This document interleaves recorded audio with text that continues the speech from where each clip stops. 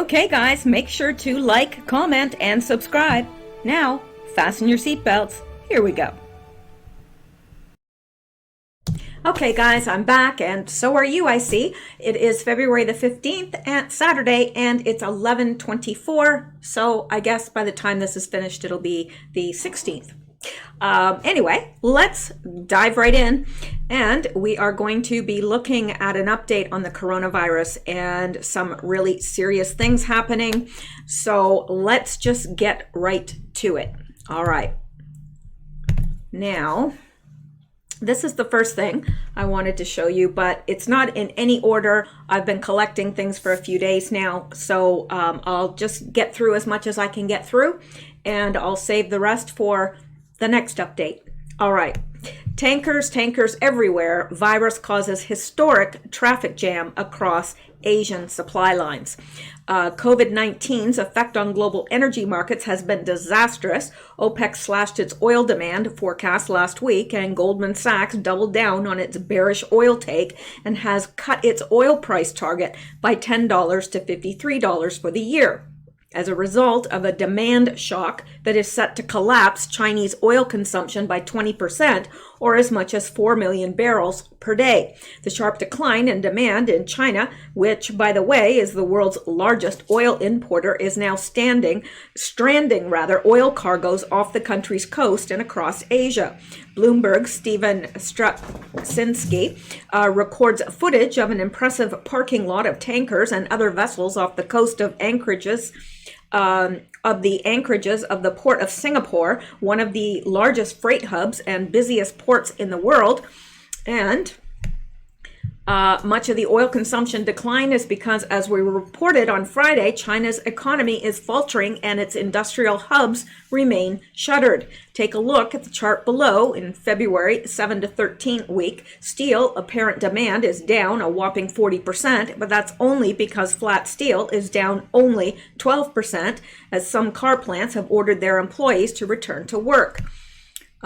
Real-time measurements of air pollution, a proxy for industrial output, daily coal consumption, a proxy for electricity usage and manufacturing, and traffic congestion levels, a proxy for commerce and mobility, suggest that the second largest economy in the world has frozen. This all indicates the demand for energy products to power machines and vehicles has abruptly stopped. And when you consider how many people are in quarantine and that they are not allowed to have their vehicles on the streets at all, that makes sense. There's, the plants have shut down, everything has shut down. So it is going to affect a lot of things worldwide.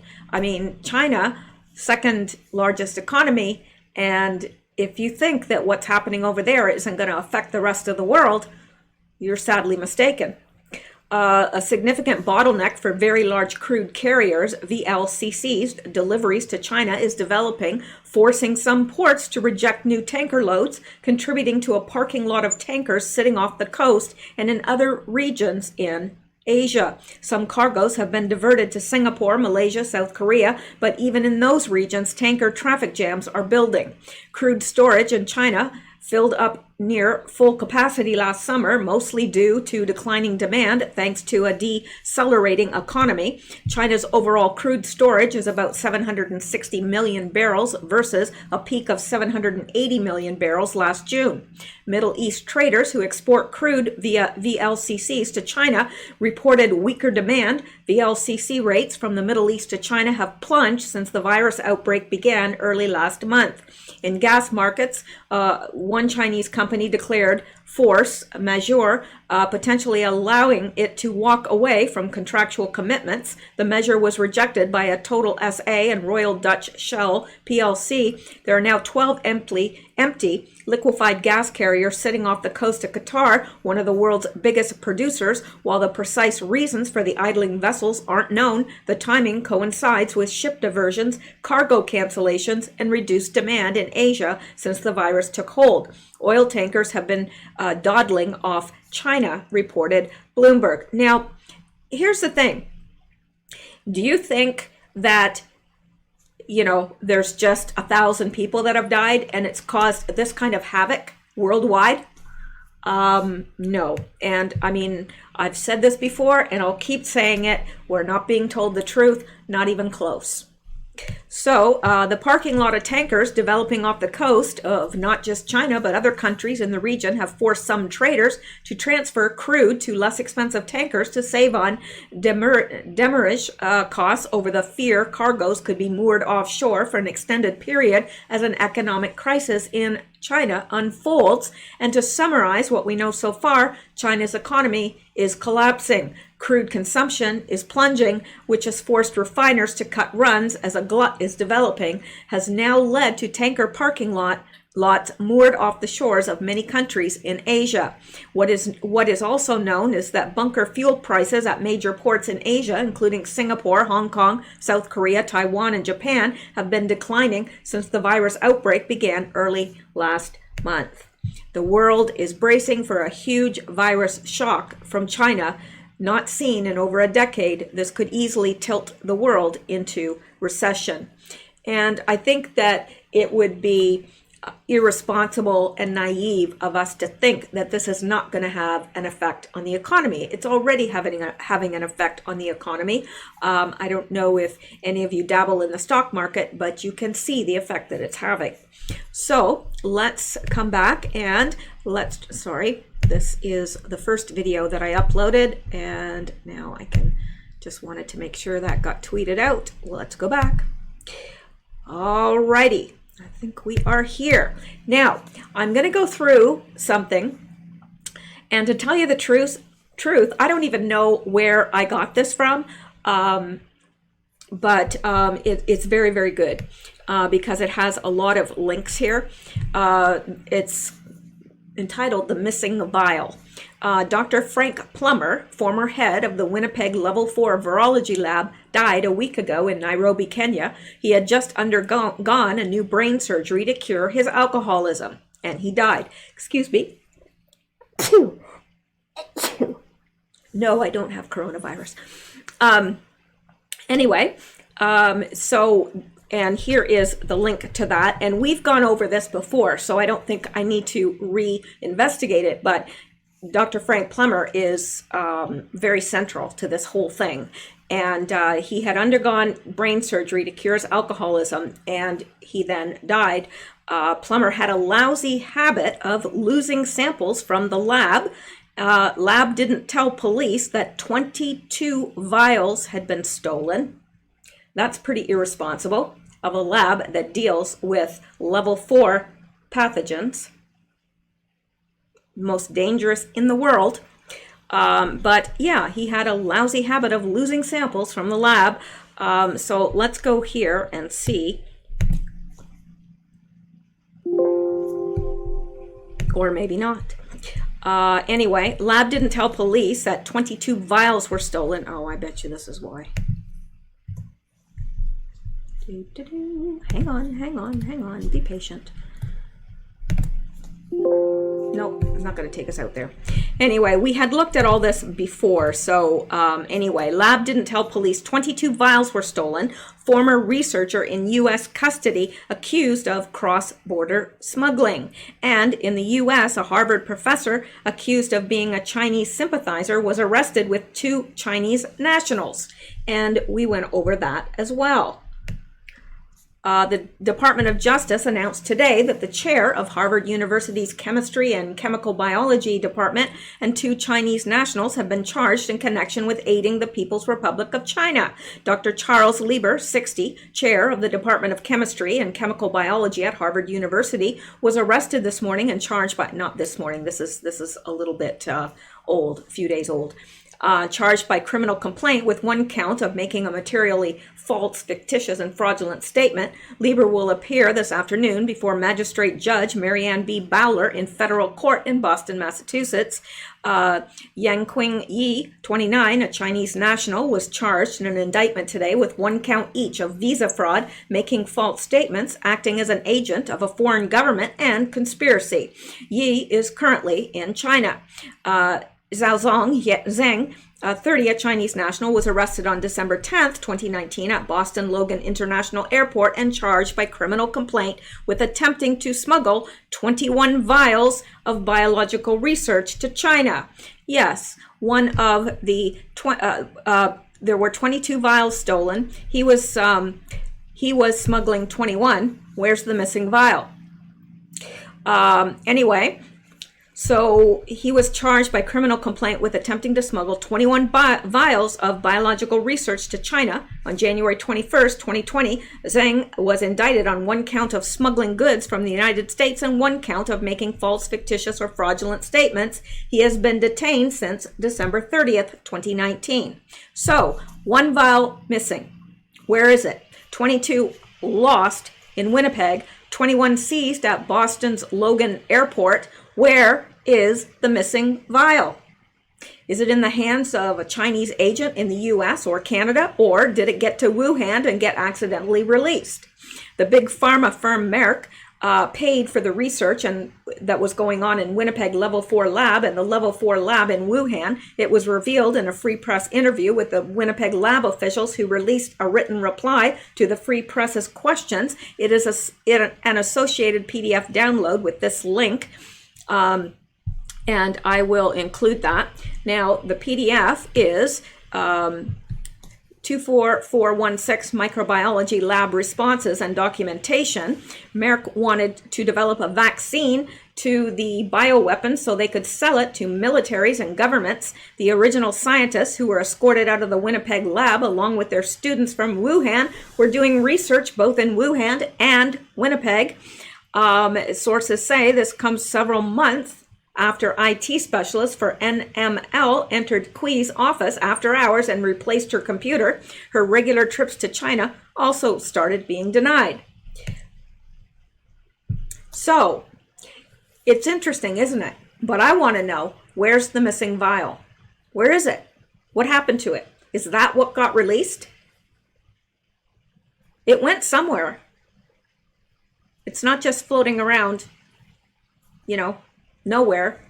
I mean, it's not like somebody took it home and put it in their junk drawer and forgot about it. I mean, come on. Where is it? So anyway, we're going to move on from that because I don't have the answers. I'm asking too. Where is it? Is that what was released in Wuhan? Sure seems plausible to me. Anyway, now we are going to go on, because there's more to get to. There's always more. China has ground to a halt on the ground. Indicators confirm worst case scenario. This is from yesterday, Friday, 14th, back on Monday, when analysts and investors were desperately seeking clues whether China has managed to reboot its economy from the 2-week-long hiatus following the Lunar New Year coronavirus pandemic amid the information blackout unleashed by the Communist Party in the already opaque country. What does this person not believe in a period at the end of a sentence? No, apparently they don't. One big giant run-on sentence. I'm sorry, I can't help it. I'm an English major. We pointed out some alternative. Okay, hang on. Where are we? Coronavirus pandemic amid the information blackout unleashed by the Communist Party in the already opaque country. We pointed out some alternative ways to keep tabs on what is really taking place on the ground in China, where Xi Jinping has been urging local businesses and workers to reopen and resume output while ignoring the risk the viral pandemic poses to them with potentially catastrophic consequences. This whole paragraph and not one period. Boy, if I was reading it the way it's written, I would have run out of breath and died by now. All right, let's go on. Specifically, Morgan Stanley suggested that real-time measurements of Chinese pollution levels should provide a quick and dirty, no pun intended, way of observing if any of China's major metropolises had returned back to normal. Oh, good, a period. What it found was that among some of the top Chinese cities, including Guangzhou, Shanghai, and Chengdu, a clear pattern was evident. Air pollution was only 20 to 50% of the historical average. As Morgan Stanley concluded, this could imply that human activities such as traffic and industrial production within close to those cities are running 50 to 80% below their potential capacity. So there's just more and more indicators that China has actually just ground to a halt. It's having a massive, massive impact on them, and it's not because there's only 1,000 people that have died. I can assure you of that. You know, when the crematoriums, and there's 49 crematoriums in Wuhan, and when they say that they are running 7 days a week, 24 hours a day, and can't keep up, yeah, that's more than 1,000 bodies. Anyway, as a reminder, all this is, or technically isn't, taking place as President Xi Jinping on Wednesday sought to send a message that progress has been made in bringing the coronavirus outbreak under control, and for most parts of the country, the focus should be on getting back to business. According to state television, Xi chaired a meeting of the Politburo Standing Committee, China's supreme political body, on the latest developments on the crisis and future policy responses, concluding that there had been positive changes with positive results. Don't believe it. This is a communist leader that's not well known for the truth. She also reiterated that all levels of local government and Communist Party committees must strive to achieve China's social and development goals this year, indicating that he did not want the public health crisis to hinder progress. Most importantly, she urged local authorities to refrain from taking excessive measures to curb contagion, and yet, clip after clip from China, and this is from Jennifer Zhang. Once upon a time, somebody goes out shopping, and then at Tiananmen in Hubei, one of the main scenes in China during coronavirus outbreak. And let's look at this.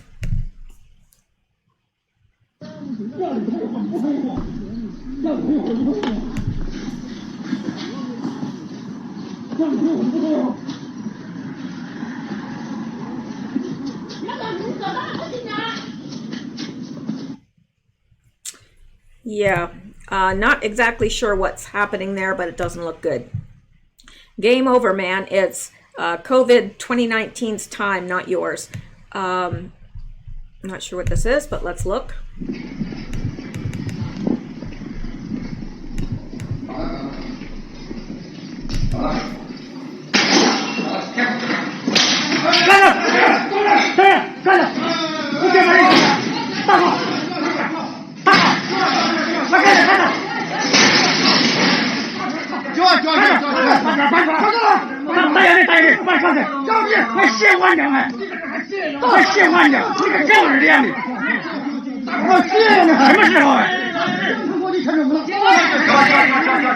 I wish I understood what was going on here.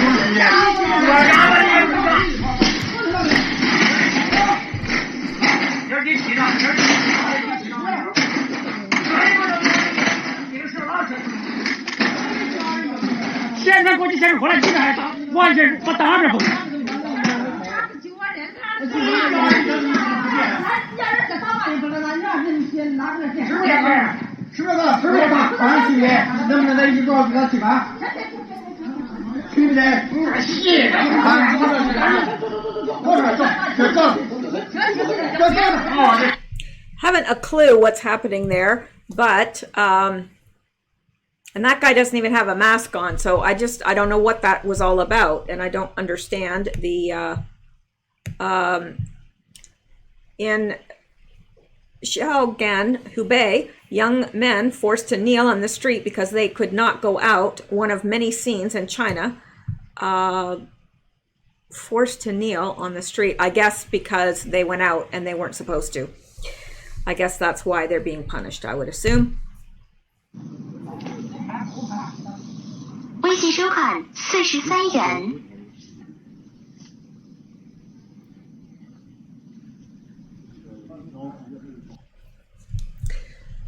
I would assume that they are being, they're being forced to kneel in the street because they were not supposed to go out. And Squawk Box, there are plenty of theories out there because Wuhan does have a P4 lab. Maybe this was man-made, and there's a theory that this could have been part of a bioweapons program, but that's just a theory. Well, it's a pretty darn good one if you ask me. Now let's see what this is. Eunice, it's now COVID-19. Are people calling it? Am I pronouncing that right? COVID-19 is the name. Yeah, that's right. That's the area. I guess Corona is CO, and then V is the virus, and 19. This guy's already getting on my nerves. And he's got a bad toupee. It actually came about. Maybe it is isn't there a toupee. scuttlebutt over Looks there like on one. whether it was naturally occurring, or on whether maybe there was, SARS has been in the lab, and there are these containment labs, and SARS has gotten out a few times. That's doc. I don't know what it is about that man, but it's irritating me. And there doesn't look to be any earth-shattering information there. So let's go on. Virtually all of China and all those critical supply chains that keep companies across the globe humming and stocked with critical inventory remain on lockdown. As confirmation, while we wait for an update from Morgan Stanley on the latest Chinese pollution data, at least until Beijing's definition of pollution is also revised, here is JP Morgan showing that while traditionally daily coal consumption, the primary commodity used to keep China electrified, rebounds in the days following the Lunar New Year collapse when China hibernates for 1 week, this year there hasn't been even a modest uptick higher, indicating that so far there hasn't been even a modest uptick in output, which means that everything is still shut down. So, and we've already looked at that in another article about that. So I'm going to go on because there's too much to get to be hanging around with stuff that's not providing us the maximum amount of information. All right. And this is important because I said so right here. So let's look at this. An executive order. Yes, this is very interesting if you ask me, and I'm going to turn this down a bit. Maybe I'll turn it down here. All right, so this is from U.S. Northcom and initiates pandemic plan. This was yesterday, February 14th, so let's take a listen. Order issued by the Joint Staff and let me go back here. U.S. Northern Command is executing plans to prepare for a potential pandemic of the virus now called COVID-19, according to service-wide messages issued by the Navy and the Marine Corps.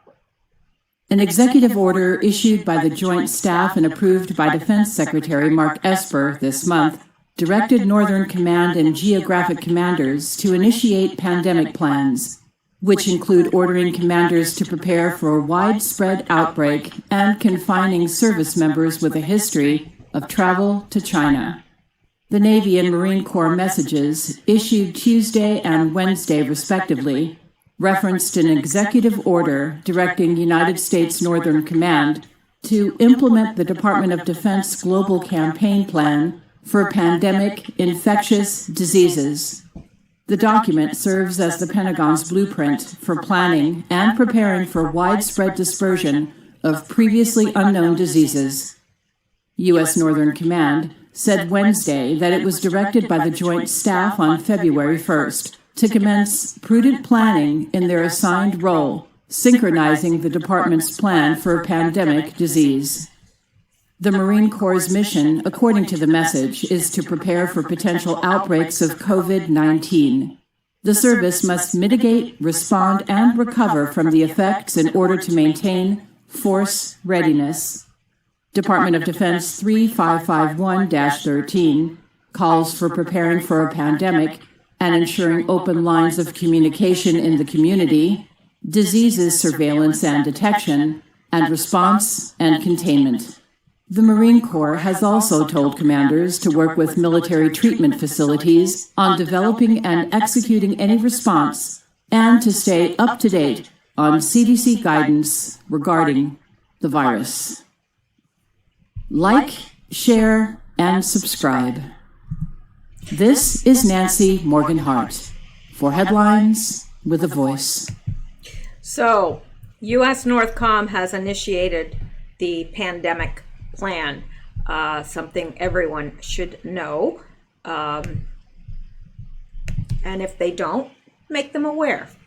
All right, now let's look at this. I'm not liking this at all, but let's look at it. All right. The WHO Director General tweets, we are mobilizing the UN.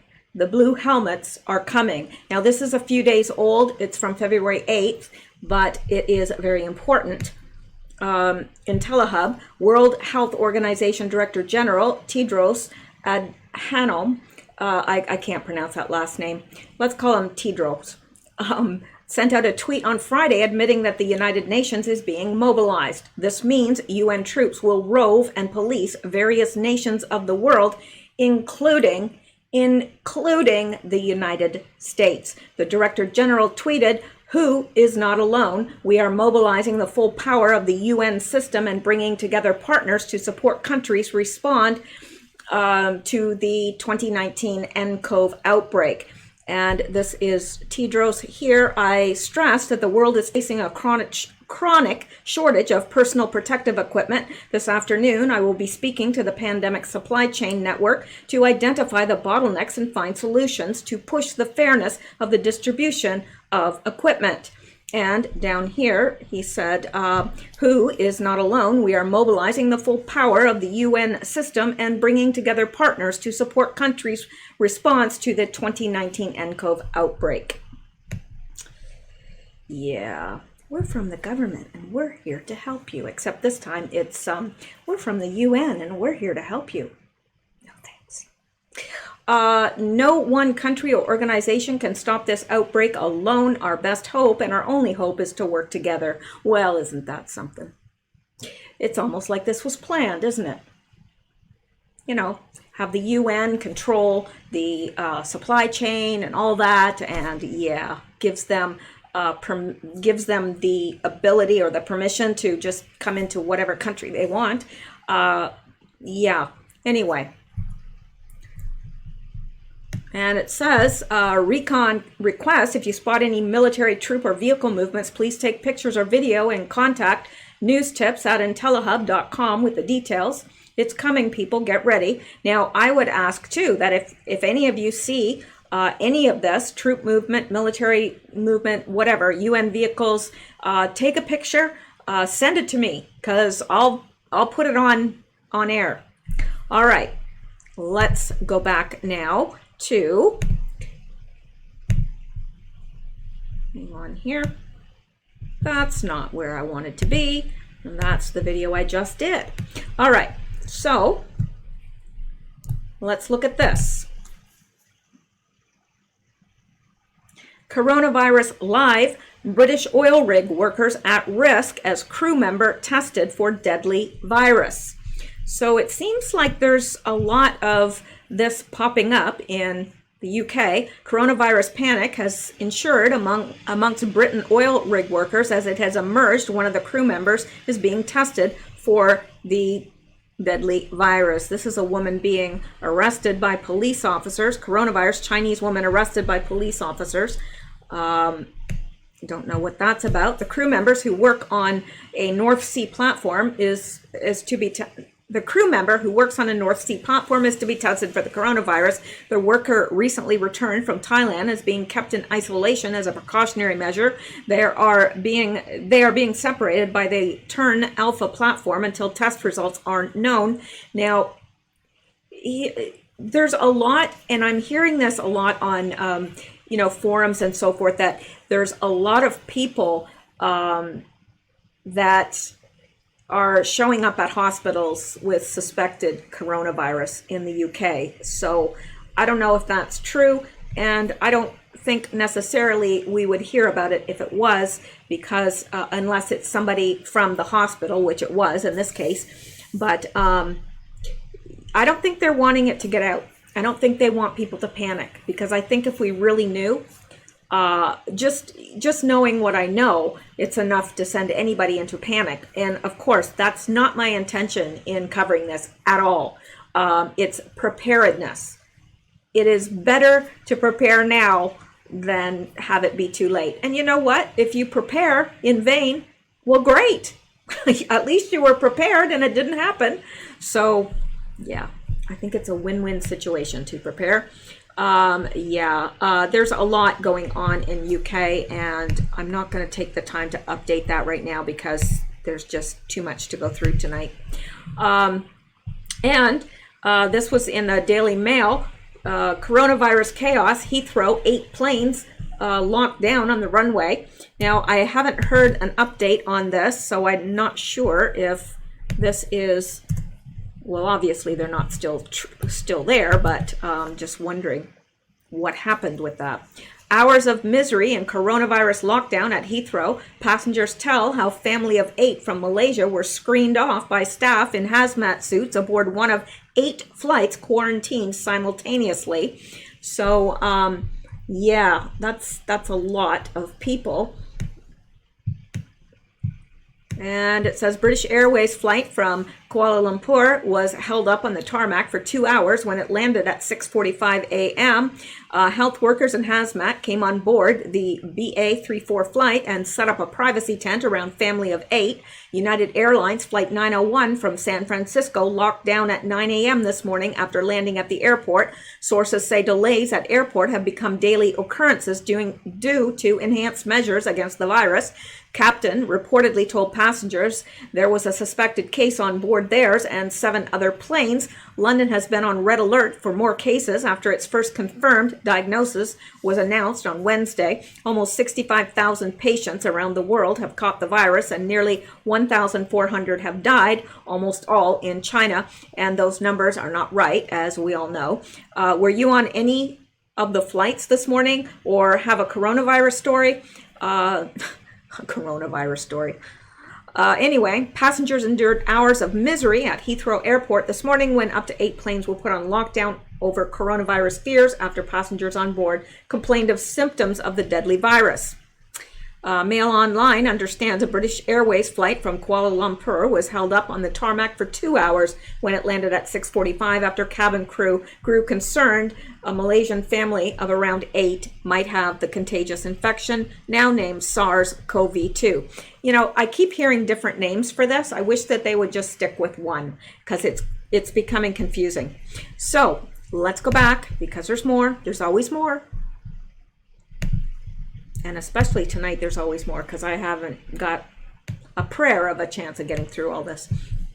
All right, let's look at this. And just in, hang on here, just in, Royal Caribbean Anthem of the Seas crew member dies for unknown reason on cruise ship in New Jersey. Authorities do not believe the man's death was related to the coronavirus, but are treating it with an abundance of caution as they await autopsy results. So, and that was the ship in New Jersey that had the people that were suspected of having coronavirus. And it seems that we're just hearing of more and more people on cruise ships. All right, let's go back here and let's look at this.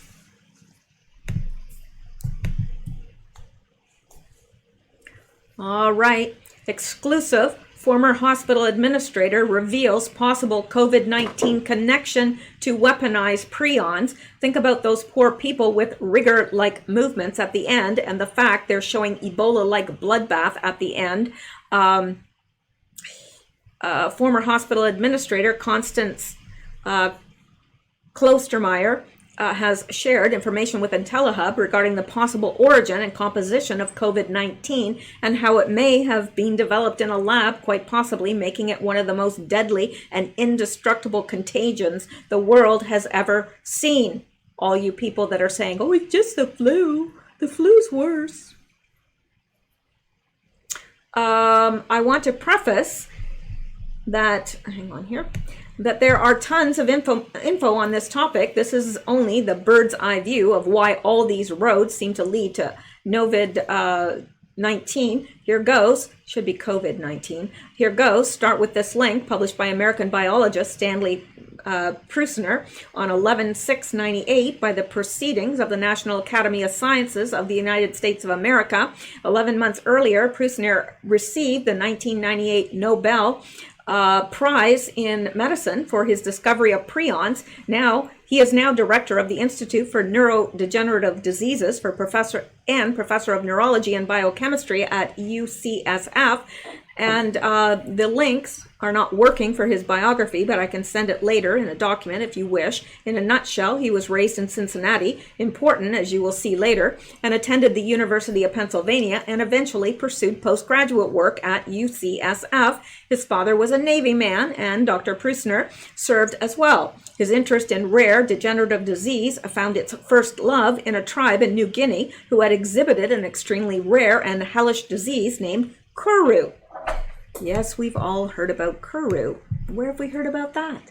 Well, people that eat other people get Kuru. Yes, they do. It was more prevalent among the women and children who, after successful hunt of their fellows, enemies ate the brains of the deceased. As a result, there were uncontrolled movements along with bizarre behavior and hysterical bouts of laughter. The length of this illness sometimes lasted for 12 plus or minus months. Prions were discovered within the 5 or 6 known as TSEs, transmissible spongiform encephalopathies.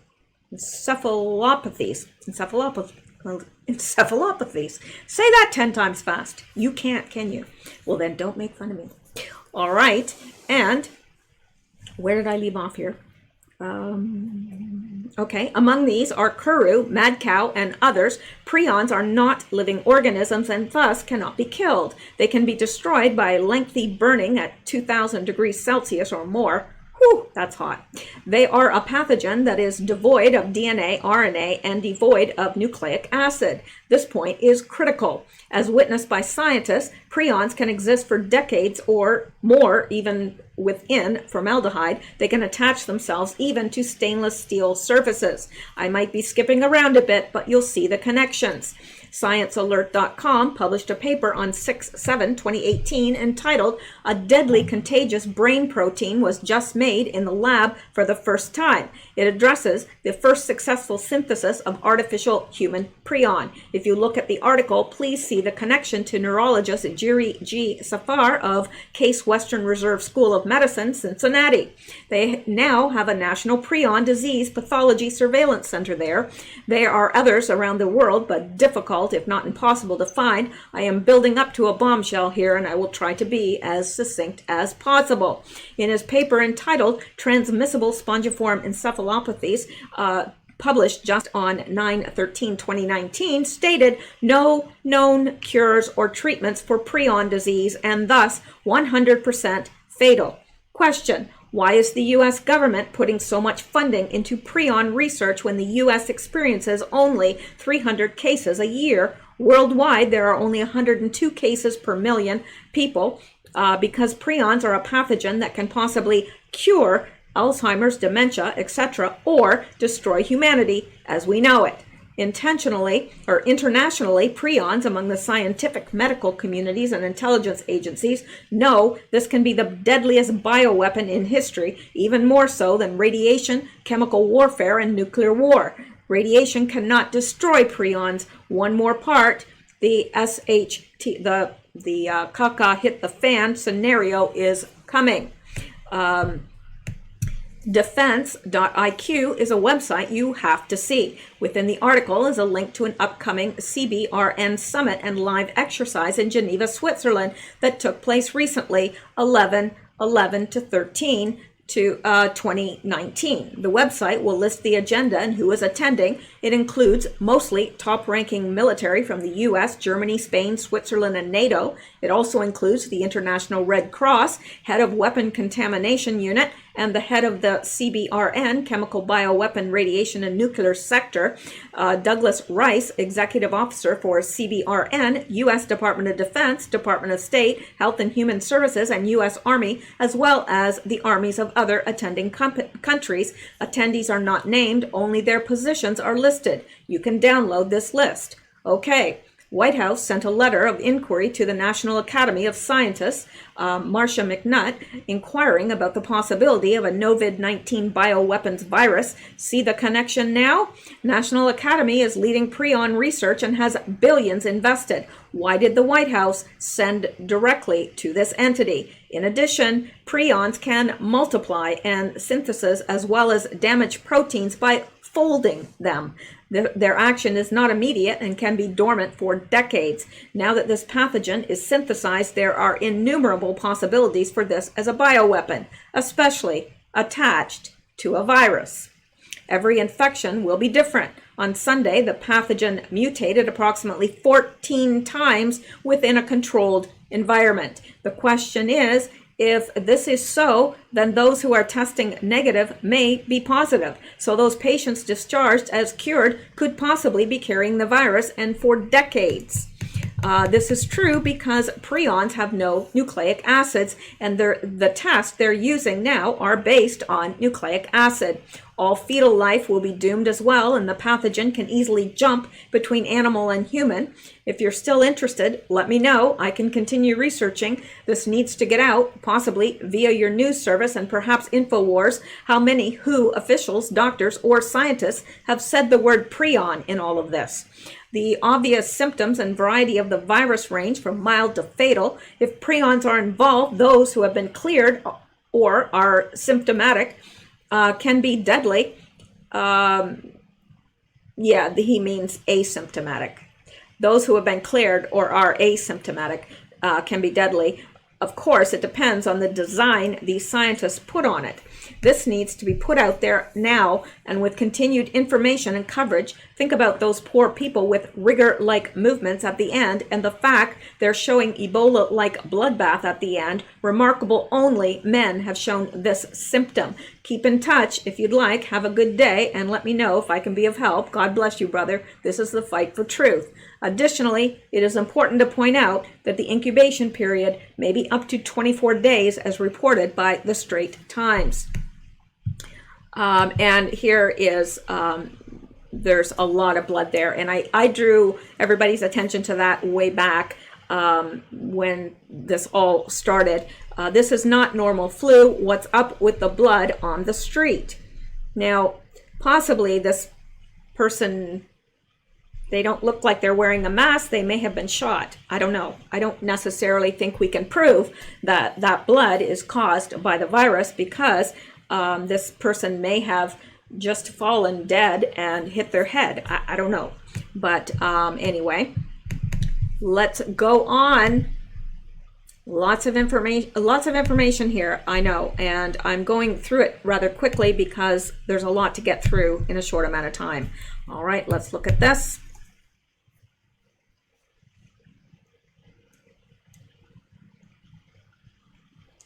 Exclusive, Chinese doctors say Wuhan coronavirus reinfection even deadlier. So you can get it, survive, and then get reinfected, and that's even deadlier the second time.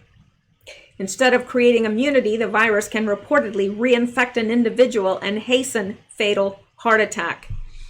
Now, this is from yesterday. Taipei, Taiwan News, it's possible to get infected by the novel coronavirus a second time, according to doctors on the front line in China's city of Wuhan, leading to death from heart failure in some cases. The claim is made by doctors working in the Hubei province capital, that is the center of the epidemic, which has to date infected 64,201 people and killed 1,487, if you can believe that, and I can't, because that's ridiculous. One of the doctors reached out to a relative living in the United Kingdom, who then informed Taiwan News. Both the relative and doctors asked to remain anonymous out of consideration they might face retribution from the Chinese authorities. The doctor, Li Wenliang, who first raised warnings about the Wuhan virus, was rebuked by the authorities before succumbing to the devastating disease himself earlier this month. According to the message forwarded to Taiwan News, it's highly possible to get infected a second time. A few people recovered the first time by their own immune system, but the meds they use are damaging their heart tissue, and when they get it a second time, the antibody doesn't help but makes it worse, and they die a sudden death from heart failure. The source also said the virus has outsmarted all of us, as it can hide symptoms for up to 24 days. This assertion has been made independently elsewhere, with Chinese pulmonologist Zhong Nashan, saying the average incubation period is 3 days, but it can take as little as 1 day and up to 24 days to develop symptoms. Also, the source said that false negative tests for the virus are fairly common. It can fool the test kit. There were cases that found the CAT scan showed both lungs are fully infected, but the test came back negative 4 times. The 5th test came back positive. According to the BBC and other media outlets, some laboratory tests are incorrectly telling people that they are virus-free. This is also anecdotal evidence of people having up to 6 negative results before being diagnosed correctly.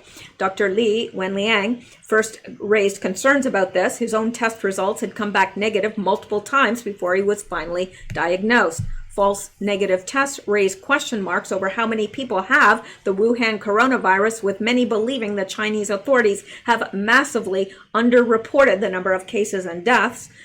Meanwhile, the official methodology for diagnosing the virus in China was changed this week, leading to a sudden leap in the number of recorded cases and deaths. All right, let's go back and come to the next thing, and this is heartbreaking to me. This from the Daily Star, and let me see here. It says North Korea leader Kim Jong-un quickly placed those returning from China in a quarantine, but according to reports, an official was spotted breaching the order.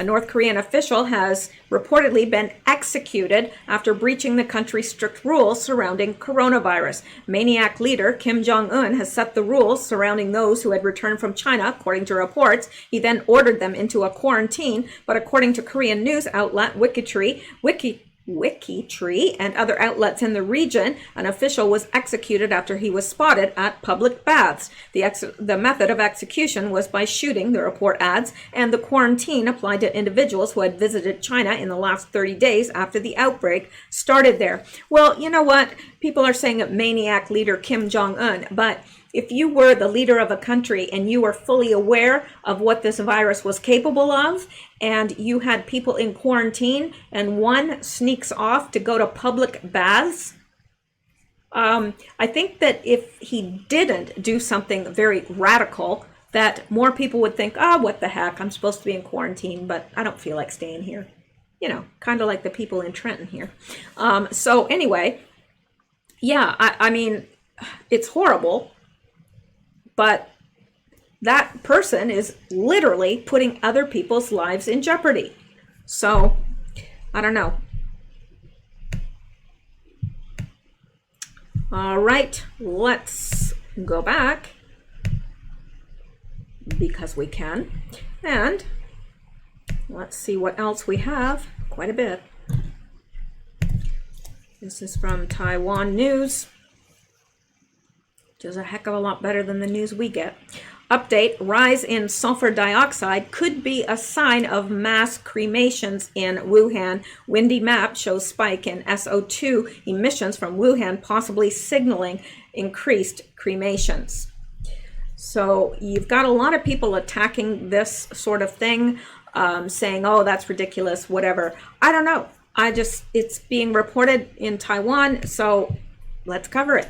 In an interview with the Taiwan Fact Check Center, Weather Risk Explorer, Inc., President P. Shi Ming said that the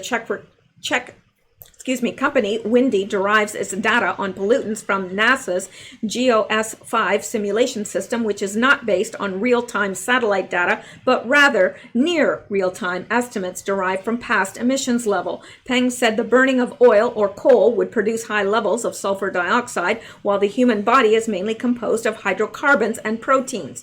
Peng said that cremations of human corpses would produce more in the way of nitrogen oxides than SO2. Peng added that even if coal, gas, or oil was used to burn the bodies, it would be unlikely to produce such a large concentration of sulfur dioxide.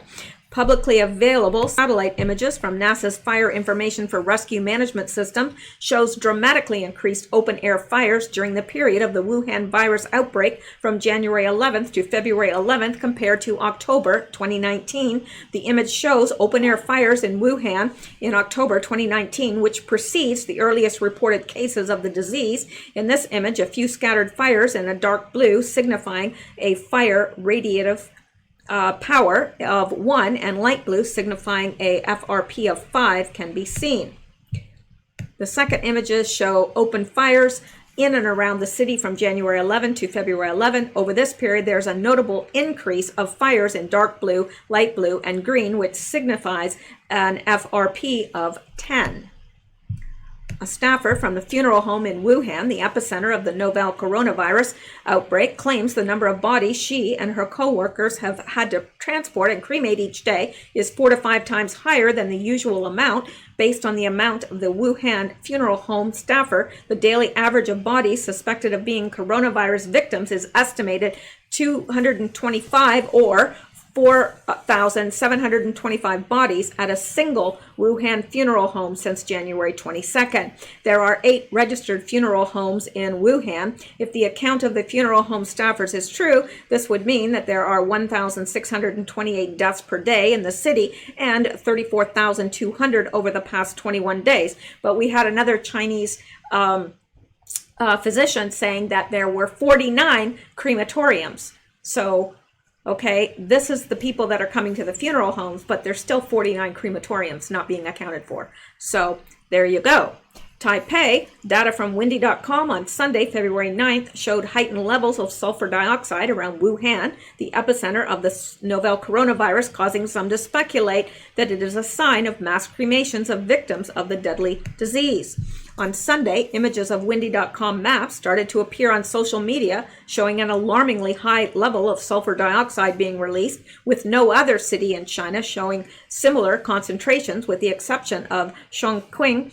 Over the last few weeks, the death toll from the Wuhan virus has continued to mount as the true numbers appear to be suppressed. There have been accounts and anecdotal evidence of disproportionate use of crematoria in Wuhan.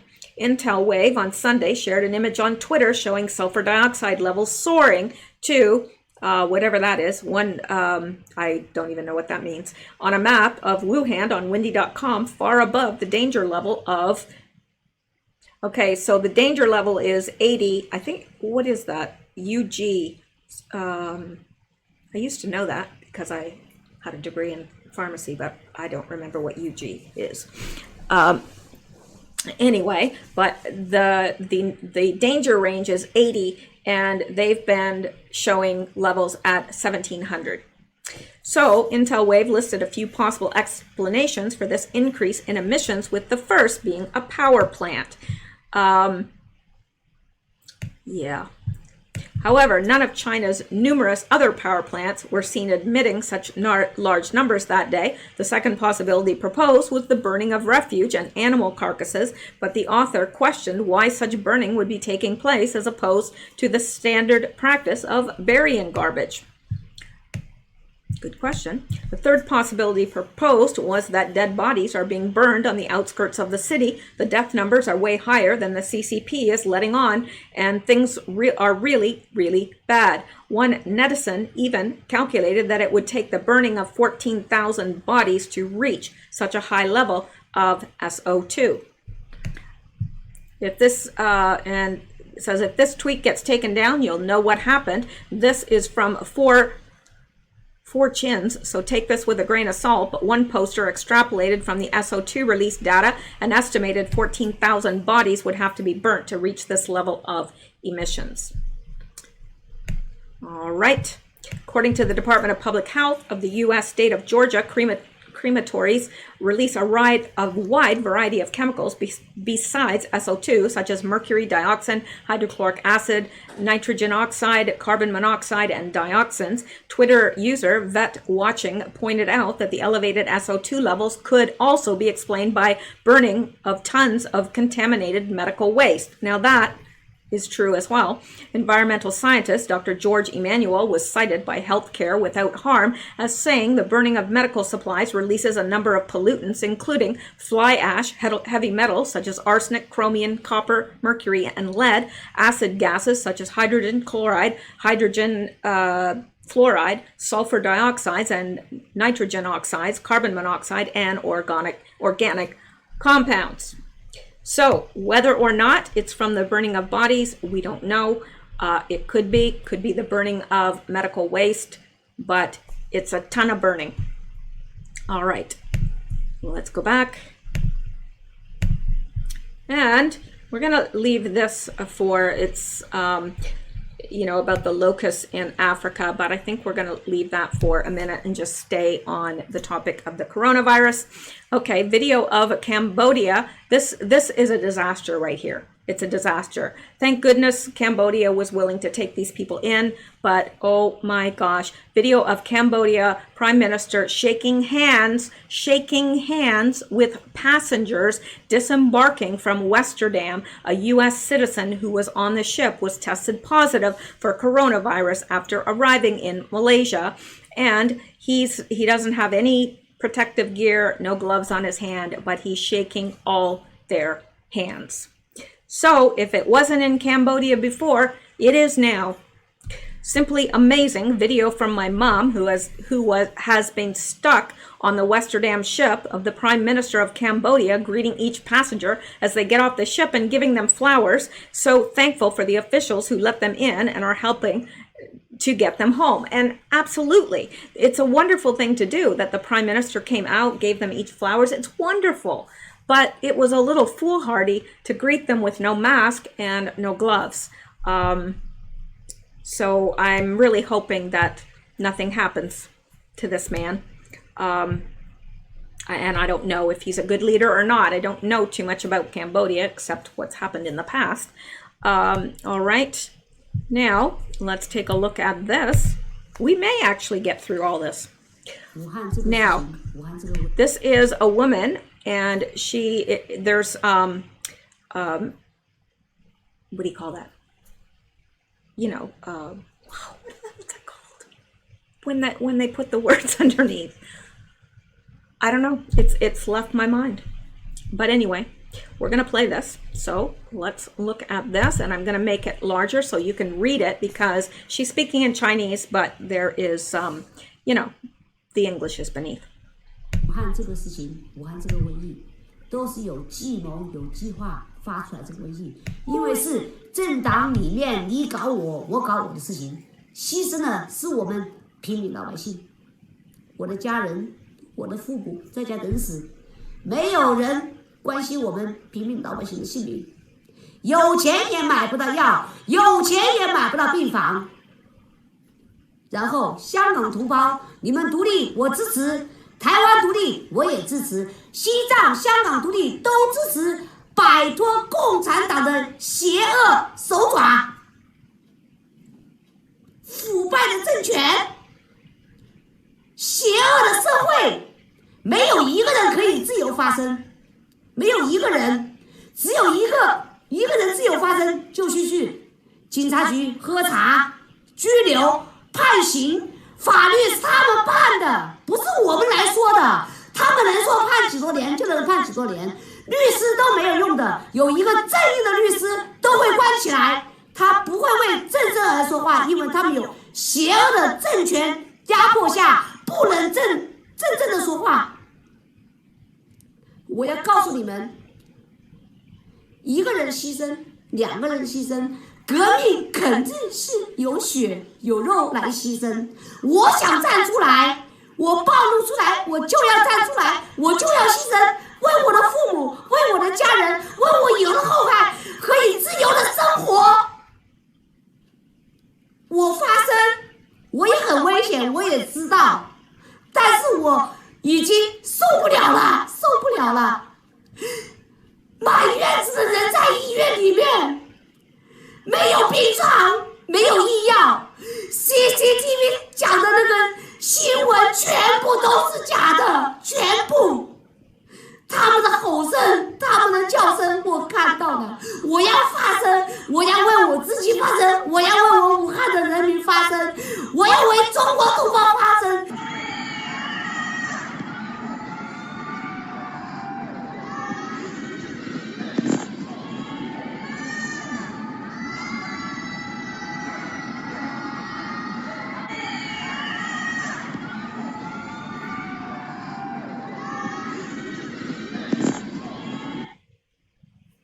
Wow.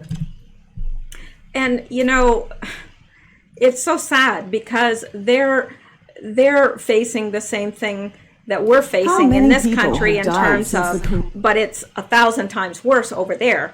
And if you speak out, the police are going to come to your door and either arrest or kill you and take you to jail. You don't have any free speech whatsoever. So that woman will probably be arrested. But she's saying, I want to speak out. In any revolution, there has to be sacrifice, and I'm willing to sacrifice myself. I want my children to live free. I want my parents to live free. You know, and they know they're not being told the truth. They know that. So, I mean, it's absolutely so incredibly sad. And I feel so sorry for these people. I wish there was something I could do.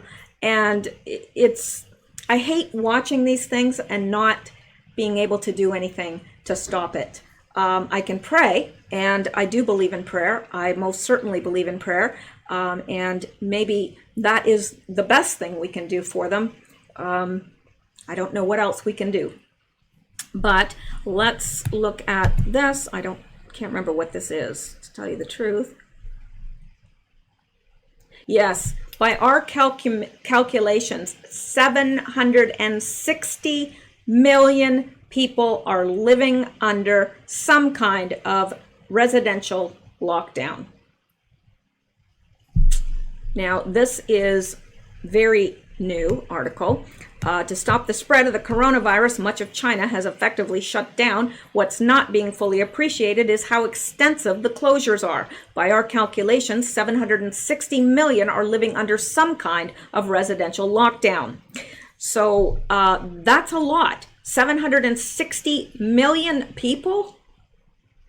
I can't even conceive of that. And these people are under lockdown. Now, some people, they're welded right into their homes. We've seen that. So let's come down here.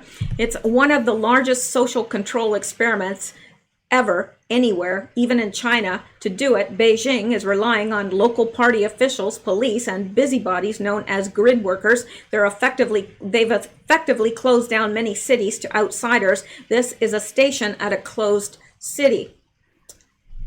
All right, and let's come down here. There are blocks of all kinds. Some cities don't let anyone in who doesn't have a fixed address. Some force outsiders into a 14-day quarantine. Building complexes have checkpoints. Some don't allow guests. Others limit how many people can leave with makeshift passes like below. Wow.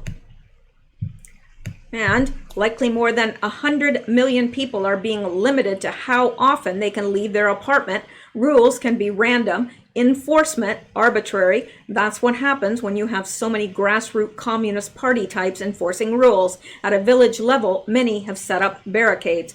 And you can imagine with, just, well, what they're calling them as grassroots communist party types enforcing rules, that there are probably some that are doing so brutally, if you know what I mean. And I think you do. So what kind of numbers are involved to pull this off? The grid network cuts up China into tiny quadrants. A person in each area keeps tabs on people. It's the human part of the surveillance state. Normally, it's quite irrelevant. Not anymore. Huge manpower has been mobilized. And in Xinjiang, 330,000 grid workers are on the job, basically more than one for every 200 people in a province of 60 million. Guangzhou has 177,000. Hubei has 170,000. Sichuan has 308,000. Chongqing has 118,000. They do everything from manning checkpoints to delivering food to the quarantined. At first, cadres let Bob Huang leave his house once every 2 days. He pulled some strings and got an exemption. Nearby is a land of fiefdoms. One village only lets in those who speak their dialect. An immigrant hiked 4 days to get around roadblocks. Wow. Bob said volunteers helped call police and run down a drunk man who stayed out overnight. They also delivered a Happy Meal to a quarantined kid. They're part warden, part caretaker. It's a setup reminiscent of Mao's mass mobilizations. Rules are very arbitrary and inconsistent. The reason this happens is a sort of bureaucratic chain reaction. The central government put huge pressure on local officials that triggered competition between regions, and local governments turned from conservative to radical, said one expert. That's how you get checks like this. Even when the situation is relieved, the machine is unable to change direction or tune down. Indeed, local officials are in an impossible position. Beijing has told them to restart the economy and fight a people's war against the virus. Meanwhile, the CCP is punishing laggards. Walking back a mass mobilization will be tricky and undoubtedly take time and trust. Meanwhile, there are consequences. Village roadblocks inhibit transport. Checkpoints scare those who should be checked. No idea how all this plays out, but China will be different after. No doubt about that. I think it's already different. I really do. I don't think that it will ever be the same. All right. Now, let's go back and... Wow, I didn't think I had any chance of getting through all this, but looks like we're almost there. So I might as well just push through. Why not? Okay. Look at this. All right. Croatian Post suspends delivery of small packages from China. Now, I think that this is interesting, and I'm wondering how long it'll take for other countries to follow suit. Now, I'm not going to read all this, but they have stopped small packages from China to Croatia. Everything ordered through AliExpress will not be shipped. So I'm not going to read all the nitty gritty of that because it doesn't really apply to us, but I think that it bears knowing. All right. Now I feel like I'm off kilter again. I am. What is happening with this? I don't get it. There, we're kind of centered now. Well, it'll have to do. I don't know why it keeps, I don't know. All right, so let's go back and let's hit on the last thing. Here we are. There should be fireworks going off or something because I feel like this has been a very long video. Maybe I'm wrong, or I could be right. Okay, so exclusive. Okay, we've already read this, so we're done. We got through it all. We got through all the updates. So that is the coronavirus update. And now tomorrow I will not be posting. If I do, it will be a miracle because I have got a lot of things and I've got people coming for supper and I've had to, well, get ready for something to be delivered, which has my apartment really torn up right now. So anyway, I won't be posting tomorrow, but I'll be back Monday. Monday is a holiday here. It's Family Day. And what is it there? Is it something in the U.S. on Monday too? But see, I've been gone from the U.S. for so long, I've forgotten. Oh, I want to come back. All right. Anyway, that's it for tonight. So just remember, I will not be posting tomorrow. And don't worry if you don't see me because you'll know it's not because I'm sick or anything else. It's just that tomorrow is a full day and I will be back Monday. Monday's a holiday and I will be in here. There will be no place to go. Everything's shut down. So I'll do videos for you. Yeah. All right. You guys have a wonderful evening. Stay safe, stay well, stay blessed. And that's right. Keep seeking truth. Because why would you want to seek out lies? Nobody does that.